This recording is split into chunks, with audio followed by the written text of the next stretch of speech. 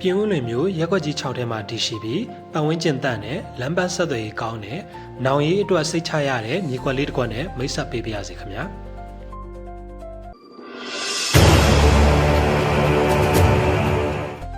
ဒီမြေကွက်ကလေးရဲ့ဒီနေရာကပြင်းဦးလွင်မျိုးရက်ွက်ကြီး6တင်္ကာလန်းနဲ့ယူစနာလန်းကြားချယ်ရီလန်းဟောင်း3ကွက်ငုတ်ပဲဖြစ်ပါတယ်ခရမ်းမြေအမျိုးအစားဖြစ်ပြီးမြေအကျအားဖြင့်မျက်နှာစာ60အနောက်ကို45ပေရှိပါတယ်ဒီမြေကွက်လေးရဲ့အနီးနားမှာဆိုရင်ရုံပေါင်းစုံတရုတ်ပုံကျောင်းစာမိုင်းကိုပိုင်ထထန်းကျောင်းမေမြို့ကိုပိုင်ထထန်းကျောင်းနဲ့အစိုးရကျောင်းတွေလည်းရှိပါတယ်ခင်ဗျာပတ်ဝန်းကျင်မှာလည်းအင်ကြီးအိမ်ကောင်းတွေပြည့်နေနေပြီးတော့သွားရလာရလွယ်ကူတဲ့နေရာလေးလည်းဖြစ်ပါတယ်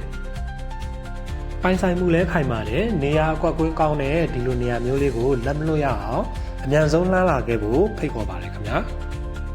ဒီမြေကွက်လေးကိုခေါ်ထားတဲ့ဈေးနှုန်းက38,500ဖြစ်ပါတယ်ခင်ဗျာဟုတ်ကဲ့ဒီနေရာလေးကိုစိတ်ဝင်စားရဲဆိုရင်ကျွန်တော်ရဲ့ဖုန်းနံပါတ်396639893943ကိုအသေးစိတ်ဆက်သွယ်စုံစမ်းမေးမြန်းနိုင်ပါတယ်ခင်ဗျာအားလုံးကိုကျေးဇူးတင်ပါတယ်